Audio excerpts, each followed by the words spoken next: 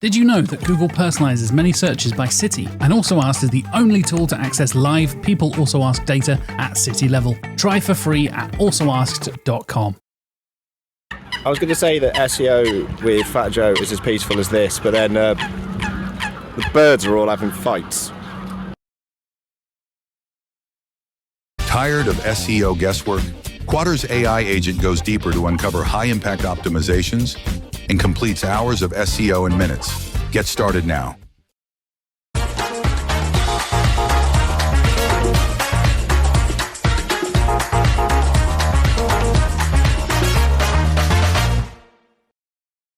Hi everyone. Firstly, I think what Anna said about if you want to leave, I'd just like to say you can't leave. It'd be rude. And as a Brit, we have manners and everything, guys. Come on. No, I'm joking. I think I wanted to preface this talk as well with the fact that CRO is actually quite a new area for me. Having been sort of heavily within the SEO space for around sort of 14 years now, I've only really sort of dived deep into it in the last 11 months. Now it's part of the team that I'm responsible for, but it's been hugely eye-opening for me. And especially with everything that's going on in the world right now, I thought with AI and everything else, I thought it'd be really fun to talk today about something that we can do on the CRO and SEO front to sort of counterpunch to all the things that are happening within our space. So the first thing I wanted to also talk about is that I believe the landscape has changed so much over the last 12 months, everything from SERPs to ways of working to the fear out in the market and also macroeconomics as well. What has happened over the last 12 months, or even we could even say 60 days compared to the last 12 years is absolutely massive. And it's fair to say that's had an effect on me. Last time I was here talking 9 years ago, I had hair and no beard, and now my head has completely reversed itself. But I think the interesting thing when I look back at this picture was that everything I looked back through the slides, and this was 9 years ago, and SEO elements of it were actually still very true to today and the tactics that we're all using. So I thought, okay, that is really quite insightful for going into this talk and going, okay, so how does that then translate into what we should be doing today and how the landscape is shifting? So we've all seen the release of AI mode, how AI is affecting with AI overlays, all the different tools now that are available.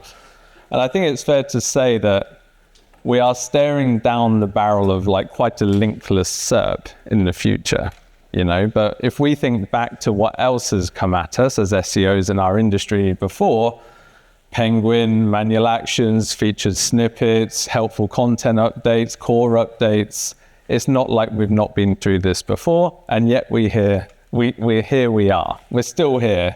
So I don't think we need to worry as much as what everyone is saying, but hopefully with this preface and with this talk, it will just give you a few more concepts to go at it with. As we've seen with some great studies that have been released recently, the world of a 60% click-through decline is actually really looking at us in the face at the minute. That's a really scary prospect.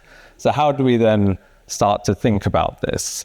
So I think the worrying thing is that this number could increase, and we need to know for all of us, we work within very different businesses and industries and niches, how is this going to actually affect us? And there's some initial data out there at the minute around sort of from advanced web ranking here, how it is going to impact different verticals and different industries. But I think the interesting part to this is that we're not really sure is the answer. We're seeing declines in different areas, but I think these numbers are going to consistently evolve over time. So what I'm a big fan of is not jumping at the first sign of huge change. Let things settle for a little bit. I think ChatGPT is probably one of the most interesting cases in my view, because for context, sort of the growth that ChatGPT has now over 2.5 years is at the same rate as when Google went public, and it took them 6 years. So I think that is really quite striking growth numbers that we're seeing. And the ultimate telltale sign for me is when I should really sort of consider a tool, an advancement within a certain market, is when my own mum starts speaking about it, right? I think back to crypto and Bitcoin. I think it took maybe 4 years up until a Christmas dinner when she asked me that fated question, should I get into Bitcoin? She hasn't raised ChatGPT yet, so I'm kind of just waiting for Christmas this year. Maybe this Christmas is the one.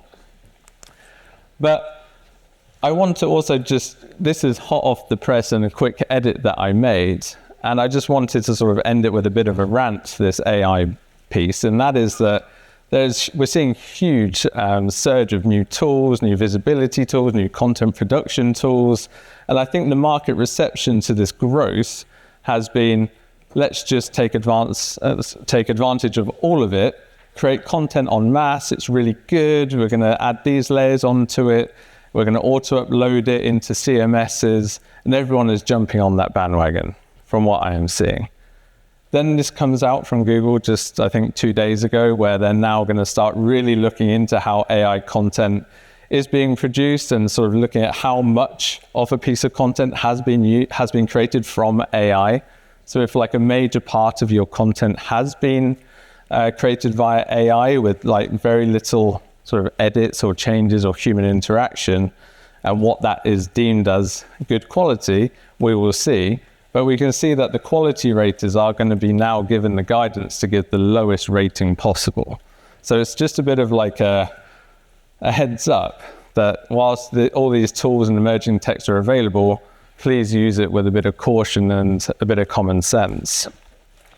So what are the implications? I mean, overall, a 60% decrease in average click-through rates is pretty scary, and a 30% reduction in organic traffic as well. That's also pretty daunting. We don't want those things, but they are looking at us in the face. AI overviews is, of course, a winner-takes-all game. It really is. We are seeing some link outs, but we really want to make sure that, of course, as many of our websites are viewable within AI overviews. And of course, just page one is going to be drastically different to how it has been before. So my takeaway from all of this is we need to make every session from this channel count. And we will start to see this divergence in traffic and revenue more and more as time goes by. We're seeing traffic decline, but revenue stabilizing. So how do we adapt to that? How do we know what to do? You know, we're SEOs, we're used to working with keywords. Keywords go up, we get more traffic, but this new sort of landscape changes our way of thinking. And I think the first part you have to start thinking about is actually, where are you on this maturity ladder of SEO within your companies today? You know, for example, if you're unstructured and reactive or tactical but isolated, I'd say you're the businesses that need to, or you may be the most affected by these advancements, because you're always a bit reactive to SEO. We've dropped, we need to do something. SEO now, and something we work very hard on, everyone contributes to it within your organization. So everyone from tech, management, PR, content, brand, we need everyone on board to make a success of this. So one thing, there's many streams that I could talk to you about today, but I think the one that I was really excited about was search experience optimization. That is what we've coined and the industry has, where you converge CRO UX practices with SEO. So what we have done within our team and what we're sort of practicing with our customers today is truly trying to blow up as many silos as possible and causing friction and learning and advancements with our customers. And that is by trying to bring in as many teams as possible. These are the 4 key ones that we've been working a lot with. So core SEO, content, UX, and CRO. And the reason for SEO is simple. I've worked for many years with different companies, and I've seen CRO teams in-house, third-party CRO teams, and SEO teams in the same way. And the traditional relationship looks like this. So SEOs, we're just very happy with higher rankings, higher traffic levels. Maybe some of us look at revenue as well, which would be good. But the CRO part, I've seen very fragmented behavior before. You know, whether it's just in your booking flow or your purchase flow, very central and a lot of focus in that specific area. And that's, of course, where the real money is made. But of course, there are huge opportunities to combine these two more and more to have a more impactful top and mid funnel.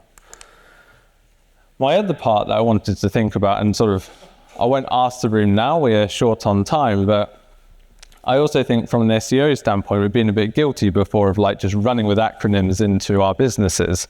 Hey, we need to do more with EAT. We need to do more with Your Money, Your Life. We need to do more with this and that. And, you know, we're always the ones, of course, giving the recommendations. But are we the best placed people to actually show them, okay, so this is what the design should look like, this is what that should look like, and sort of the implementations of that? This is where I've seen the most blockers. When you start working with internal CRO or UX teams, they'll give us such comprehensive feedback that maybe it goes over our heads as SEOs as well.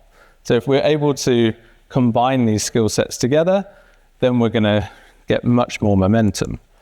So a more traditional relationship can look like this. So of course our SEOs continue to do the fantastic work that they're doing. And it's of course more than just 2 bullet points. I'm just highlighting it for simplicity. But the CRO side can be so much more involved than we think they can today. And that is from user journey mapping, navigation structures, each best practice. I think the most insightful stuff can actually come from where is our organic traffic actually bouncing from the website? Where are we losing them? How do we keep them on the site for longer? If we're ranking well and sort of the SEO's job is done, then we kind of can sometimes forget about that traffic. How does it convert? How many people are we losing? Of course, there's many more touch points as well. So one of the key things is really just to highlight that SEO will always get people into the shop, but then how they buy from the shop is not necessarily within our remit or radar. We're very lucky at Prestige to have brilliant talent from the CRO and UX involved, so we're able to work together, but it doesn't just always have to be like that. You'll have colleagues that are working with this today or third-party agencies that you need to leverage them more and more. And of course, it's not just SEO and CRO. There are many other areas that you need to work in this same vein with. You know, there's everything from technical SEO, of course, to digital PR, content, but all of the things that bring this to life, and what I found just through many, many years of now doing this, is someone who's really great at leading that project. With that person that understands how to get things done from the client side, and of course then feed in all the requirements from the agency or in-house resource that are doing that. So you need what I would sort of deem that person as like the agent of change. Who is that person that is going to make this happen and bring it to life? And I think SXO is in a fun place to really challenge your mindset as an SEO. You know, instead of just sort of asking the question, is my metadata optimized for the top keywords I'm targeting? But is what's stated in the metadata relevant to solving the user's problem? Are we going to enhance click-throughs from the SERP by actually including a few extra words around our keywords? Is the website fast? Can my users get to the solution to their problem as quickly as possible? Like that is one that I think we often just look at the Core Web Vitals and the Lightspeed scores or GT metrics, whatever it may be, and we leave it there. There's some fantastic talks on that I've seen highlighted today that, you know, that's not everything. So like, you know, there's certain page templates that are struggling over one or the other and getting some great insights there. Does my main H1 match what my users are searching for? Does the headline messaging help provide value and show my users this product will help answer their problem? And again, we can do this in much better structured ways with our heading structures, etc., etc. This can go on as long as you would like. I think it's about sort of rephrasing how we're looking at our most common areas within the subject of SEO. The one really interesting sort of, I would say, the biggest game changer we've seen is within content as well. So content production, wireframing, bringing it to life. I think, you know, with, like we spoke about at the start with AI, it's very much been the case of, you know, we just want to add this much text here, here, here, and here, these internal links, this is your brief, here's your Google Doc, off we go. But the brilliant thing when you start sort of engaging with these other skill sets is, hey, now I'd almost say I'm an advanced noob within Figma. You know, actually like importing the wireframes, bringing this content to life, perhaps actually overlaying with lots of comments from different stakeholders and bringing it to life and making it happen. I think when you start engaging these different skill sets, speaking their language, we're much more likely to get it done. which for us is, of course, the main aim. So it's all well and good talking about all these different practices and, mindset changes, but then how do we actually, make it work? And we have a fantastic case out of our Swedish team that we want to just run you through. And this is a company who sell online courses, and we ranked incredibly well for all of those associated keywords. We start to then look at the sort of the CRO and UX analysis out the back of it. And whilst we're getting lots of people to land into this page, so the SEO job is done, tick, we're ranking first and we're getting good traffic. Loads of people are bouncing off and we're not actually converting those customers. So, over time as well, we're of course sending a lot of negative signals back to Google that, hey, bounce rates up and, we're not actually making the most of ranking first. So how do we change that?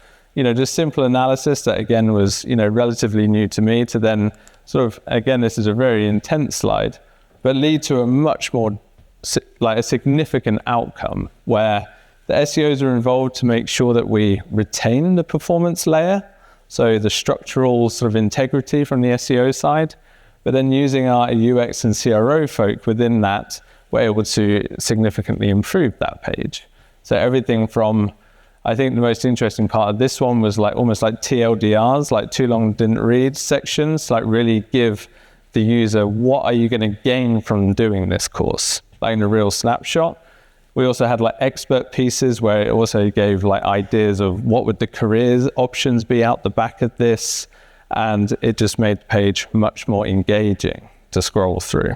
So this is one that had significant impact for our customer. And also I think what I spoke about before when we were talking about looking at it slightly differently than just from our SEO lens typically, is actually what's the user's potential thoughts and processing through their brain whilst going through this page. How much is this course? Is it validated? Is it good? What will be my career prospects out the back of it? How long will it take me to do that course, etc.? Instead of having to go through, lots of PDFs and information, let's have it front and center. So you're not interested in all of that, but the results we all are. So here we saw some significant gains. This is just isolated for the social course that I showed you. We saw one big thing that I'm a huge fan of starting to look into more and more is, of course, impressions. As the SERPs are changing, this is a real key part of our reporting as part of clicks as well. And then most importantly, we saw over a 2 percentage point increase in conversion rate from this page and a 34% increase from revenue. So it was an overall success. Now we don't know how that landscape is going to shift once more with AIO and all the other areas. This is more organic search as it is today, as AIO is not in the Nordics just yet. So we are yet to see how that will affect this part. But I have no doubt that these principles and these practices of the traffic that we do have and how we look after that and convert it better, that is one solid counterpunch to everything that we're seeing in changing in the landscape today. So to summarize, we're fighting a hard fight. It's definitely one of the toughest points and most challenging times, I'd say, that I've seen in the industry. I think it's both the shift in expectations that our businesses and customers will expect from the channel. What does that look like?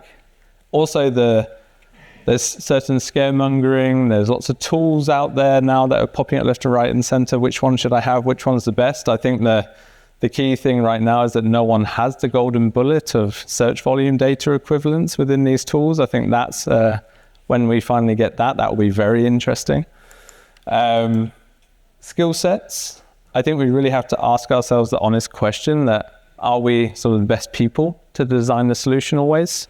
I think within SEO, we have, of course, fact and fiction and a lot of expertise and experience that we rely on very heavily, but there's nothing wrong with sort of bringing in other expertise as well to design the best solution.